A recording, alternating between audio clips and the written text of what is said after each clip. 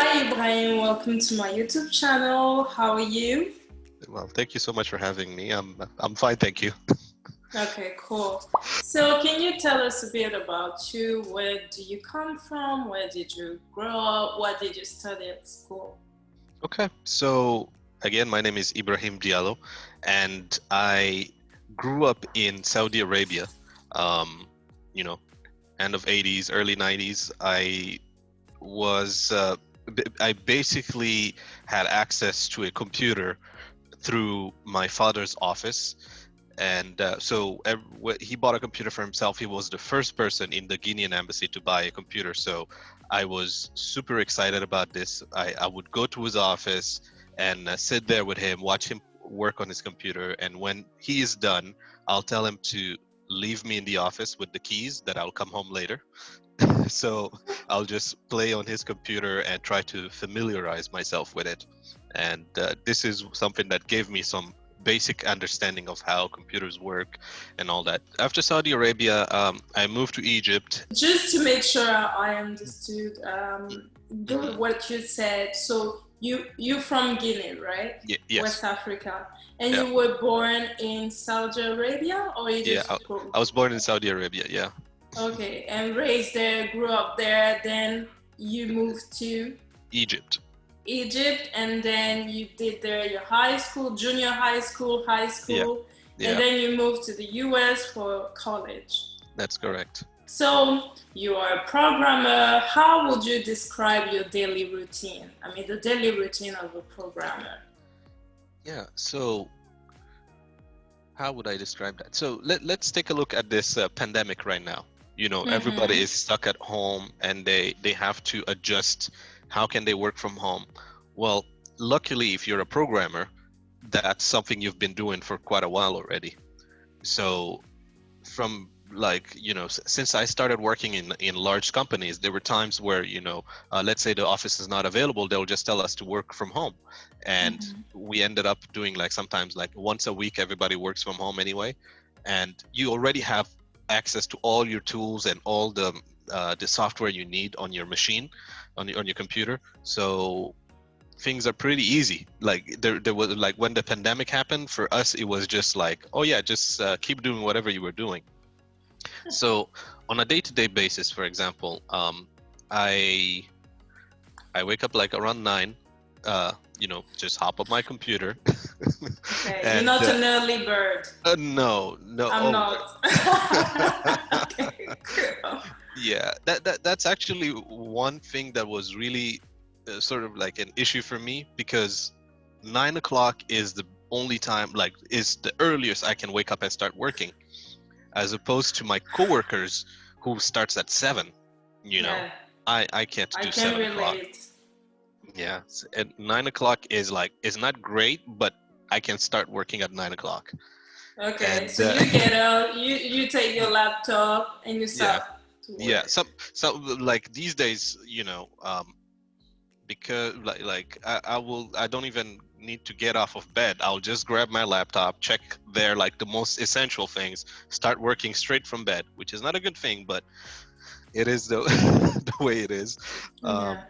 And usually I have my first meeting like around 11. So the time before that, I just review like what I did the day before, what I'm planning to do the next day. We talk about it in our 15-minute daily stand-up, and then after that it's just coding. um, Okay. yeah, my job consists, like, I don't know if I described earlier, but my job is in uh, customer service automation. So we use AI to answer people's messages. When you go online, sometimes you buy something, and let's say it takes too long, or it's not to your liking. You write an email to the company, say, hey, what's wrong with the item and all that. So most of the time, it's not a person answering that email. Mm-hmm. So that's basically, we write the software that automatically reads your message, try to understand it to the best of our ability, and then gives you a response. So it's it's definitely something that's really challenging for me, because I don't have formal training in that, and I don't think a lot of people do. Mm-hmm. But it It's definitely when it works fantastic. So like we often hear some people starting to reply to those emails and say things thinking it's a human talking, but it's Yeah, just a software. machine. Yeah, I'm not only I'm the coder, but I'm also the person who uses those applications that I build to make sure we have these things called workflows. So basically, I write code in programming languages, and then it allows other people to write instructions in a more like easily understandable language that anybody, like someone who works in marketing or in sales, can use. So Okay. it's kind of like a second layer of programming language that's more English friendly, let's say. Okay. Got Yeah. it. Well, okay. So since you're a programmer, software engineer, what is the tech industry like? Because I don't know, obviously, this industry, and maybe I can Hmm. learn from you. Can you give Hmm. us three things that you really like about this industry, and on the other Hmm. end, three other things that, in your opinion, they need to be improved, and quickly, ASAP. ASAP. Yeah, three things that I like about the tech industry. First of all, is the whole reason why I easily got into tech is because there's a very low bar of entry. So you don't need extensive education to get started in tech. Um, and the reason for that is we don't really know what we're doing. So when you What do you start mean? so well, that's what it is. Like if you look at even Facebook, their motto used to be move fast, break things. So the reason for that is you are discovering things or inventing things as you go along. It's not like medicine where everything is already defined and you try to follow those rules to create something important. In technology, we're discovering. So a lot of times when you make a mistake, it's not because you don't know how to do things, it's because it's the first time someone is ever doing these things. um, so for someone who comes in with no formal education, he's just as valuable as someone who's been in the field for quite a while. It's because you can easily bring something new. um, One example is the way this whole web browser that we're using right now works. There are no standards, there are only recommendations. So everybody who uses it is trying to come up with things to the best of their ability. um, Sometimes that's why you see, like, if you're using Chrome or Firefox or Internet Explorer, each one of them has things that are slightly different. It's because there's no hard coded standards. It's more like, you know what, this is generally how we want things to work, so work with it and try to come up with something new. So Okay. that's one of the first things that I really enjoy about programming. Another thing also is one is like, we have low barrier of entry, and at the same time we have very high paying salaries compared to other fields. Mm-hmm. Things that needs to be improved, um, I would say, um, maybe diversity. So Mm-hmm. in general, don't want to say everywhere, but in general, um, there's only one type of person who's working as a programmer, one or two.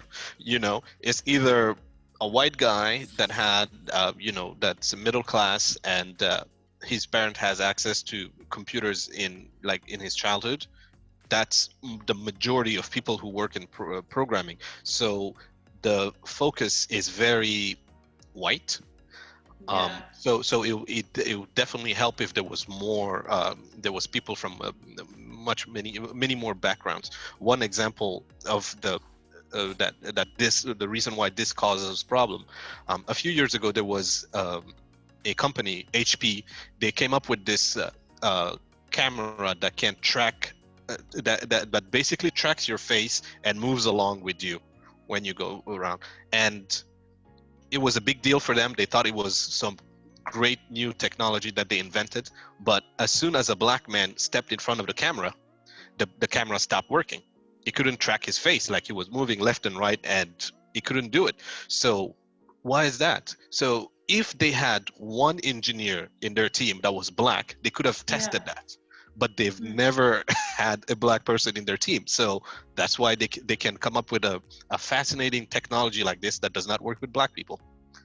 You know, so that's one of the reasons why I think, yeah, diversity will definitely help if there's more of it in technology. Another thing that I would say is kind of like very confusing in the world of technology is AI, artificial intelligence. I say, for example, I work in artificial intelligence, and most of the time, what people understand is thinking I'm building a robot, or I'm building, you know, some sort of conscious being or something like that. But in reality, it's just statistics. You know, it's trying to make the best guess possible with a given certain set of inputs. It's not as exciting. It's not fun. You know, it's nothing like movies that you see, like a computer that becomes conscious and tries to attack people or whatever. It's nothing like that. It's very primitive. For example, the sort of artificial intelligence I use at work is called machine learning. And what it does is, like, let's say I give him an email, and then it tries to give me as best as it can what it thinks the email is about. And let's say I can give him like a email that's like 300 words, and all it will tell me is like, track order. This email is from someone who wants to track an order, and I am 90% sure. Or another one, it will say like it's 70% sure, or something like that. That's all it does, which is great for our business, but it's not as exciting as the way even our customer thinks. Like sometimes we say, hi, this is an artificial intelligence and I'm trying to help you. The first thing people do when they hear that, they're like, oh my God, I'm so excited. How do you work? Who created you? Like they try to have like this sort of conversation. Yeah. It's like, no, don't have a conversation. You have a problem. Tell us your problem. We will try to solve it, period. There's no conversation. It's not that fun. But, so the reason I bring this up is because I think people need to be educated a little more on what to expect out of AI. And, you know, it won't be as sexy as we make it sound, but at least, you know, it's the reality of things. Cool. Yeah. So I said two things. Yes. The third thing I want to say when it comes to technology is education. And education in a sense that not just that, you know, it's, you know, like I said, it's not very formal, but education in the sense that we have to teach you the things we don't know. Like, you know, we have to tell you ahead of time that, hey, this field is new. We're going to teach you what we know, but most of it is unknown. You have to discover it yourself. So unfortunately, this is quite scary. Yeah. The fact that we don't know. But I think it's one of the reasons why we can innovate and the reason why we can create new things is because it's not so rigid, you know. Mark Zuckerberg, when he started Facebook, he had no intention of appearing in front of the United States Congress to start to testify how his application works. He was just trying to, you know, meet up girls, I guess, in the beginning, but but it definitely took a different turn. And I think people should be aware of that early on in education. It's like, hey, this is something new. You have to be ethical when you create it or when you build it. Like there's a lot of things that I see every day, and I'm wondering, why are we even doing that? Like artificial intelligence used with facial recognition. It sounds like a great thing. Like we see it in movies. It looks great when a computer can see you and identify you automatically. But in reality, it's pretty bad. First of all, like I mentioned, like it has a hard time identifying Black people. And recently there was this whole issue where a Black man was accused of stealing in a store, and the police came to his house. They didn't ask him any question. They just arrested him. He wasn't even sure what was wrong. Like, his family just watched as they came in and arrested him. The issue was this: the police were using artificial intelligence, and they looked at the security camera of the store that was stolen. He saw a man, and he said, "This man is most probably this guy who lives right here." And if they were more educated, they could have said, they could have gone to this guy and interview him. Hey, were you here on this day at around this time? Do you own because he was wearing a red hat, do you own a red hat with this? Like, they didn't ask any of that. They just arrested him or automatically. So we pretend like whatever comes that from a computer is true. There's no question about it, but in reality it's not. We have to leave some room to think a little more about it. Cool.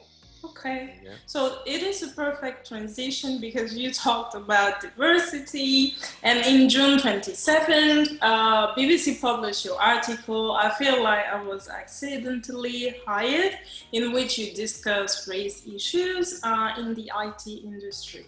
So I read it and I was very interested in meeting you and knowing more about your story. So I invited you here. So can you tell us, how does it feel like to be a Black programmer in the US? And if you think that your experience could be different from the experience of a Black programmer in Europe or in Australia, for example. Yeah. For me, I was a little naive when I started programming. I was just excited about the things that I can do with this new skill. It allowed me to make a living, to do something that I enjoy and still, have a decent living.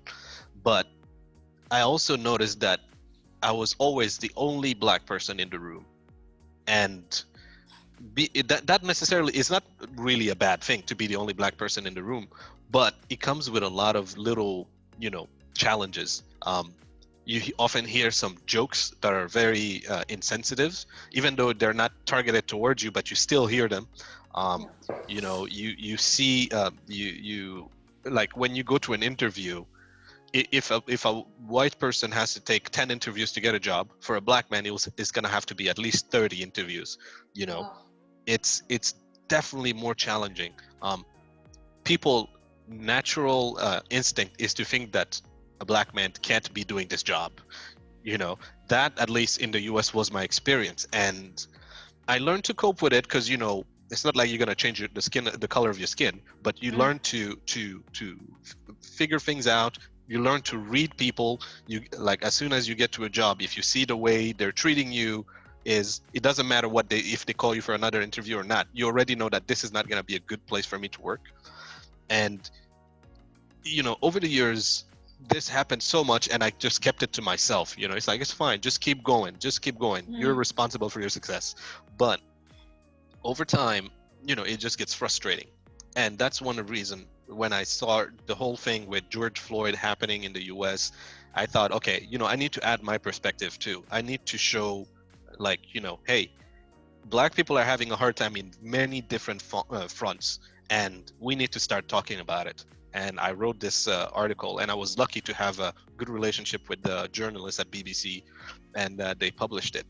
And the result of that was surprising to me, because I thought this was an American problem, and I realized that people are having the exact same issue all over the place. And since this was BBC, I got hundreds of emails from people in the UK. They're like, "Oh my God, I feel like you're working right here with me in the UK," or some people in France or in Ireland or all over the place in Europe. They were contacting me, and I'm like, wow, this is an international issue. It's not just specific to the US. Anywhere, anywhere a Black man can have some sort of success, there's a lot of sticks that are put in the wheel. They make it difficult for you to have any sort of success. So yeah, this is something I learned. I'm still learning. I'm still getting, um, emails or calls from people from all over the Hmm. place. Yeah. And can you imagine when you're a black female, how Yeah. hard it Oh, is? you know what? These are the emails I got. People say, "Oh, right, you're saying that about a black man. Do you know what it is for a black female?" Yeah, And it's 10 yeah, times worse. yeah. And my younger sister is also she's also studying computer science in college. So and she has the same name as you. so so meaning when she writes her resume to get jobs, this is something she has to face with. She, Hmm. like, people don't automatically pick her. Just they see her name, they'll be like, move that name to the left. Meaning they're not going to choose her. Wow. So it's definitely going to be much harder. But I hope, with the way things are right now, that people are more aware and they try to, um, be more tolerant. Hmm. You know? So, speaking about the tolerance, I believe that even in the black community, we are not tolerant towards one another Hmm. because, I know many people from Africa, and I once been one of them, especially those born and raised in Africa, will say black people, they see race, racism, immigration, I mean, slavery everywhere. I mean, they just have to get over it and move on. So, what would you say to them? I mean, to us? Yeah. Do you think that it's naive, or or they're just delusional? Yeah. So Yeah. the first thing I want to say is, like, yes, I was in the same bandwagon. Me too. And coming to the US really changed my perspective. Um, we have this thing where black people are black people. That's what we see. You come to the US, the first thing you do is, like, you see another black person, you're like, oh, family automatically. You want to, like, you try, but we forget that there has been a big disconnect between us. Like, people who came as slaves, and they had the worst time possible. First Hmm. of all, they were all bunched together, people who didn't even speak the same language. They were all put together, they had to figure things out, and they were slaves. It's not like they were just here hanging out. you know and it created a big disconnect between African American and Africans. And I often hear the argument about, that saying that Black Lives Matter is bullshit and that type of thing, and Yeah. that they should just get over it. But the issues that African Americans are having is way different than what we have, as with colonialism and all that. These guys are here, they're stuck, they're being abused, and there's no place to go back to. you know Hmm. they're here, they just have to deal with whatever this is. It's not like, oh, okay, if they're not happy here, they can go back to whatever they come from. They are from here. And the history of how much they were persecuted when they tried to do something productive for themselves. It's not like they've been just sitting here and waiting for someone to recognize them. They've tried to develop themselves. They tried to become financially independent, but Hmm. they were systematically blocked. The government of the country himself is stopping them from doing things. If you look at, let's say, a white neighborhood versus a black neighborhood, in a white neighborhood, you cannot find a liquor store, like a store where you can buy alcohol and all that. You can go to a big supermarket and type of thing, sure, and buy it. But in black neighborhoods, every 2-3 blocks is a liquor store. you know it like these are the type of things that are easy to get in there. So you have liquor store, it's easier to get drugs in the poorer neighborhood. It's easier to fall into crime because your schools have very low funding, so it means the schools are bad. Hmm. There's just so many things that systematically block black people. And when they make it, let's say you're a black guy that actually went to college and managed to make a decent living, you drive a very nice car, the cop stops you. They Yeah. stop you not because you broke a rule True. or anything, they stop you because you're black. Black. you know Hmm. and that's kind of like, think about this. Even a congressman gets stopped. Someone who works for the U.S. government gets stopped, and they not because like recently, what was it? They told a black congresswoman that they stopped her because her windows were a little too dark. Oh. Like what does that even mean? So so it doesn't matter how much success you have in the US as a black person, you are still considered in the bottom. And when us black people from Africa comes in and say no, they don't have problems, they're lucky, they're in the US and all that. No, these guys are facing a very different set of issues than we are facing. Yes, we have the issues with colonialism. We our countries are still run by white, like, you know, by white countries, even though it's not too obvious. But at least we have something. We have a place to call home. These guys don't really have a place to call home. They have to live in the place where they were brought in as slaves, you know. So I have a lot of sympathy for African Americans, and I can understand their struggles. And you know, the more you live among, I think that's one of the issues. We don't really get along, and I think we need to close that gap. Like, black people from Africa and black people from America need to have conversations. That's why we have all these tensions, because we always assume something else about the other, but we never have those conversations. And I want to say I'm lucky that I've, you know, I know a lot of African Americans, and I get to know their history, and get to know the way they, you know, they grew up. And also my wife is an African American, so I get to learn firsthand from that. Cool. Would you agree to the fact that you don't know race until you experience, you know, racism, you know, several unfair treatments, and then you start to connect the dots, and then you question yourself, you question, you know, the power structure around you, and you finally come to the conclusion that race is actually everywhere. Yeah. Because, you know, there's the thing people like to say, is like, I'm race blind, like saying that they treat everybody the same. But, you know, race is not just the color of your skin, it's your culture, and it's a lot more things. It's, you know, you meet people, and they're they don't really treat you badly because of the color of your skin and all that, but you start seeing they are not understanding. They make some insensitive jokes, you know.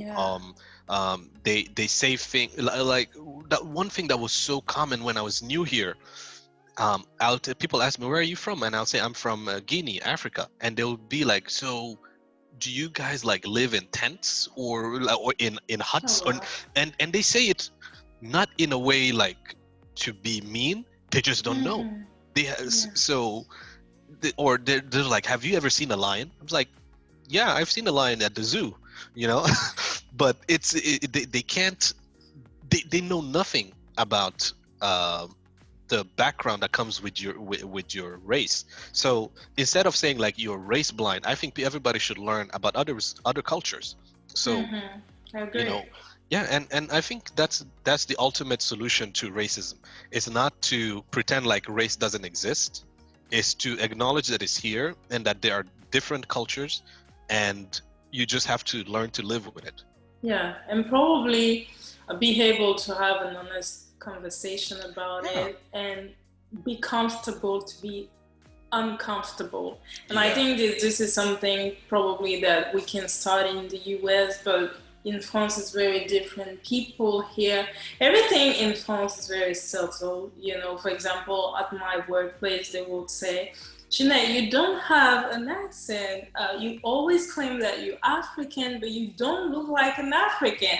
I just, you know, smile because I think it's ignorance, even though those people, they went to top business school. So how come they would tell me, oh, you always say you're African, Jeanette, but you don't look like an African. Well, those look like an African.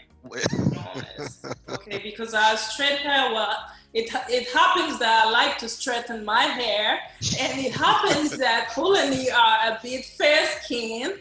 but they're still African, you know, and real racist people, because I've been in Texas, they don't care about if you're fair skinned or whatever. Yeah. You're a black person, period. Yeah. So yeah, I think in France it's going to be a bit hard because people, they don't like to be uncomfortable here. Going back to, you know, the programming stuff, in your opinion, how can we foster the interest in programming, in IT, in Black communities, so we can get rid of, you know, the feeling of not belonging that you guys experience, Black programmers? And do you think that especially social media should play a huge part in, you know, portraying and put the spotlight more on, you know, Black programmers, bankers, traders, and so on, instead of all the time, you know, paying tribute to rappers, influencers, and so on, athletes? Yeah. Yeah, it's like definitely when you think about programming, you rarely think about Black people. And I one thing that, speaking of social media and all, recently I saw that Netflix has started I think a short documentary about video game cartridges. I don't know if you're into video games, but No, really. yeah. So like that's video gaming is one of the biggest catalysts that bring people into programming. Like I saw video games, I'm like, wow, I want to make video games when I grow up, and that's what kind of brought me here. And the problem is, it's rarely appealing to Black people because there's very little Black people who are involved in it. But Netflix started this documentary about the person who invented a game cartridge. Basically, it's the ability to have one console that can play an arbitrary number of games, and that person was a Black man. And this is something that I didn't even know. But I think having this type of stories can start to influence younger kids today to get into these fields, because you know you can only look for white people as a model for so long. Most of the time when you look at someone for a model, you look at someone who looks more like you, that you can relate to. But if they're all from a different background than you, it's hard to get into it. And so I think rather than start automatically to go into jobs and try to put a lot more represent a lot more Black people in there, the main issue would be to get new people in it, like to start at the early education, to like, for example, in America, most Black kids are pushed to go towards sports rather than into programming. So push them towards programming. There's only so many people that can join the NBA. You know, we're not going to have the whole class of Black kids turn into NBA players, but all of them can turn into programmers. You know, and also programming is a high-paying job relative to other fields. So I think it's a great idea right now for Black parents or anybody, anybody who doesn't see who doesn't have a specific path in education to go towards programming. It's definitely hard, but I think it's time to push kids towards that. Like I mentioned in the beginning, I was lucky to have access to a computer when I was a kid. Today, most kids have some sort of access to computer. They can even go to the library and have access to the computer. This is like unbelievable progress. So I think if we push towards that, like talk more to parents to get their kids into programming and tell them, hey, your kids, they probably won't even need to, well, even if we make it sound sexy, like, you know, they might be the next Mark Zuckerberg or the next Bill Gates, whatever, something like that, to influence parents to push their kids towards these fields more, you know. Unfortunately, the world has changed. When I was starting, I didn't have access to internet. There was no internet actually, and it allowed me to focus on the things that I find interesting. Today with the internet, there's too much information. so it's hard to focus. So that's why I think it's important to have a parent, even if they're not too knowledgeable in computers, but at least to guide you towards something productive, rather than just give you a computer and let you play games all day, because that's also a problem. Mm-hmm. Yeah, that's true. Well, we're gonna wrap up this interview, but before we're gonna play a game. So here we played a game called Curious, Curious, Curious. Basically, I will give you some question and you have to answer it. You have to be honest. There are just small questions. Okay. What's your guilty pleasure? My guilty pleasure. Well, you have to know, I'm a programmer, I'm a nerd. So my guilty pleasure is, waking up in the middle of the night when wife and kids are sleeping, and then tinkering with I have this little Raspberry Pi computer. It's like a $35 computer. I just try to build stuff with it. And then as soon as I hear a sound coming from the bedroom, I turn off the light, pretend like I'm sleeping. So I hope my wife doesn't watch this interview and figure out Okay. A secret talent you have? I'm a guitarist. Oh, yeah. Nice. I love playing guitar, but I don't play like cute songs and all that. I'm a big fan of Jimi Hendrix. Oh wow! So interesting. I try to sound like Jimi Hendrix. Okay, well, the next black Jimi Hendrix then. Yeah. A superpower you wish you had? A superpower I wish I had. That I can make a full sentence without interrupting myself.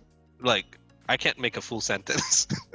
And that, and hopefully, and let me clarify that, a full sentence in French, because I've been here for so long that my French is terrible. So if I can speak languages fluently, like right now I'm speaking in English, and je peux transitionner facilement en anglais sans avoir un accent. I wish I could do that, but now if I say more than a sentence, it just falls apart. No worries, your French is good. It's the same for me in English. I used to say, I want to speak English fluently. I don't want to think in French, but you just have to speak. Over time, yeah. And okay. and pular. I'm pretty bad at pular too. I don't speak Fulani. Oh, okay. Well, so you don't. Yeah. And two more questions. So the first one, what would you change about the world? What I would change about the world? I'll flip things around, put black people in charge for a minute, and see how things will look. Child, this is a brilliant idea. And the last question, so you in 5 years? Me in 5 years, I will not be programming at all. I'll be a writer. Oh wow! So yeah, I'm fascinated by writing. I'm pretty terrible at it, but I still love it. And I want, I have 3 books into production. The first one is 2 years too late, but it's coming. And I hope you can talk about it whenever it comes out. Yeah. Cool. So I already have a title. It's called Just Fired, because I was 3 years ago, I was fired by an automated system, by an AI, and I wrote a whole blog post about it, and people just loved it. So I'm turning it into a book. So that. Fantastic. I don't want to give you a deadline yet, because my publisher already told me I'm very late. So I'll wait for it to to be ready to publish before I mention it again. Okay, cool. So this is the end of our interview. We actually had a blast. I never met you, but it was so fun interviewing you. Oh, of course. It's always my pleasure talking here. I'm very glad to have met you, to have spoken to you over these past few weeks. So yeah, I'm really happy about what you're doing, interviewing Black figures, and I really hope this becomes a big thing. So yeah, best of luck, really. Thank you very much. And you're forever welcome to my channel. So I would love you to come to speak about your books when, Yeah, After It that is date. released. Yeah. Bye bye. All right. Thank you so much.